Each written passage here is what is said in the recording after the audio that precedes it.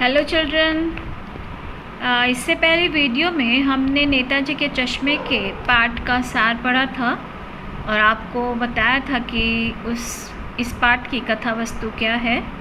आज हम इसी पाठ के प्रश्न उत्तर करेंगे। पहला प्रश्न है, सेनानी न होते हुए भी चश्मे वाले को लोग कैप्टन क्यों कहते हैं? यानी वो सेना या किसी फ़ौज में नहीं था, फिर भी लोग उसे कैप्टन क्यों कहते हैं? तो यहाँ पर इसका उत्तर होगा, सेनानी ना होते हुए भी चश्मे वाले को लोग कैप्टन इसलिए कहते हैं कि वह सुभाष चंद्र जी का सम्मान करता था। वह सुभाष चंद्र की बिना चश्मे की मूर्ति को देखकर आहत था, इसीलिए अपनी ओर से एक चश्मा नेताजी की मूर्ति पर अवश्य लगाता था। उसकी इसी भावना को देखकर ही लोग उसे सुभाष चंद्र का साथी या सेना का कैप्टन कहकर सम्मान दिया था।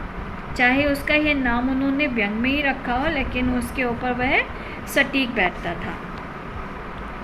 दूसरा प्रश्न है, हालदार साहब ने ड्राइवर को पहले चौराहे पर गाड़ी रोकने के लिए मना किया था, लेकिन बाद में उसे रोकने को कहा।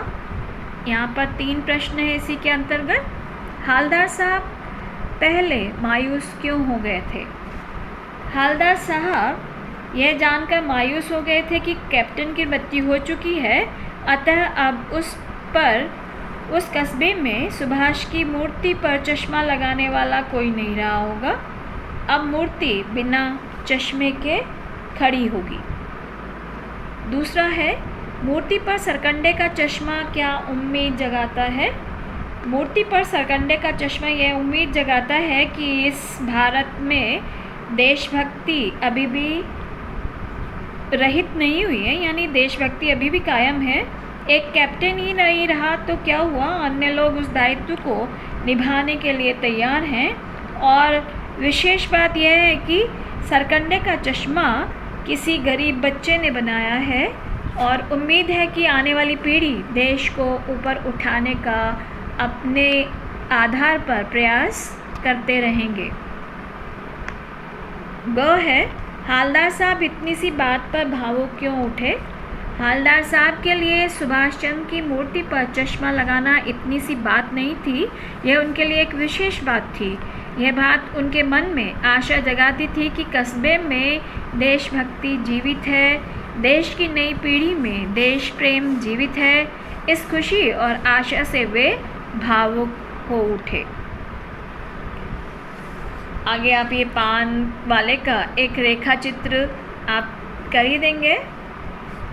दूसरा प्रश्न है, वो लंगड़ा क्या जाएगा फौज में, पागल है पागल। यहाँ पर कैप्टन के प्रति पान वाले की इस टिप्पणी पर अपनी प्रतिक्रिया लिखिए। तो यहाँ पर जो पान वाले की प्रतिक्रिया थी वो क्या थी? एक नकारात्मक सोच का प्रतीक था। मतलब ऐसे हम किसी को उसके व्यक्तित्व पर ऐसे हम उंगली नहीं उठा सकते, सबको अपने अपना आत्मसम्मान है।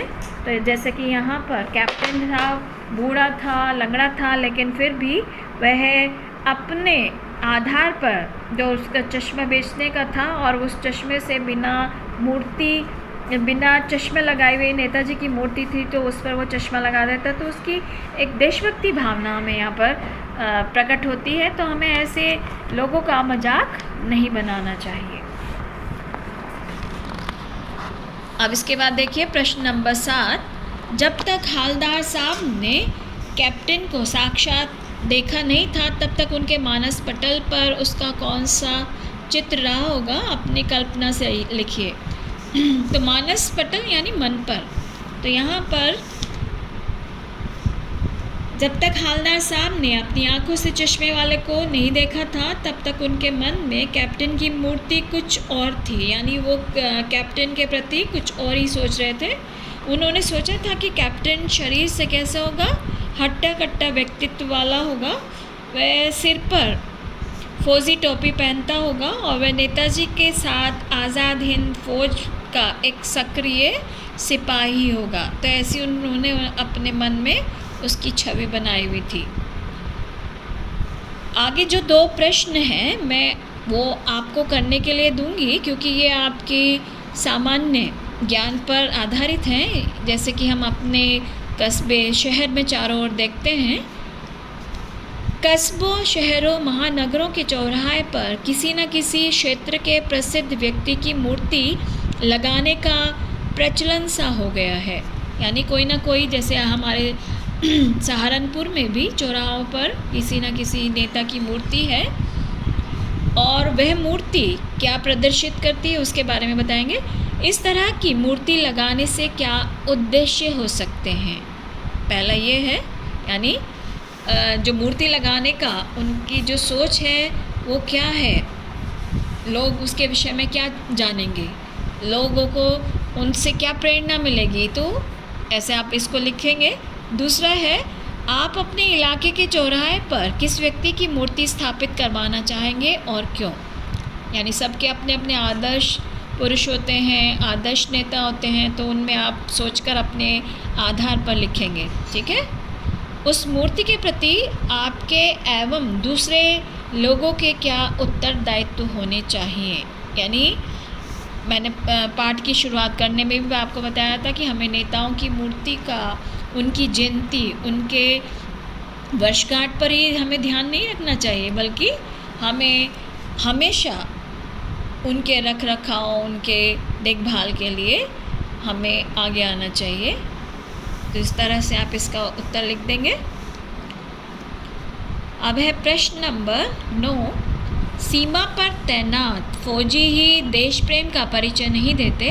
हम सभी अपने दैनिक कार्यों में किसी न किसी रूप में देश प्रेम प्रकट करते हैं, जैसे सार्वजनिक संपत्ति को नुकसान न पहुंचाना, पर्यावरण संरक्षण आदि। अपने जीवन जगत से जुड़े ऐसे और कार्यों का उल्लेख कीजिए और उन पर अमल भी कीजिए, जैसे कि आजकल आप लोग कर रहे हैं। ये मैं एक आपको एक हिंट दिया है, तो वो सारी चीज़ें आप इस प्रश्न के उत्तर में आप लिख सकते हैं। उम्मीद है ये सब चीज़ आपको समझ में आ गई होगी, और इन प्रश्नों को आपको अपनी जो नोटबुक है उसमें करना होगा। इसी के साथ विराम लेते हैं।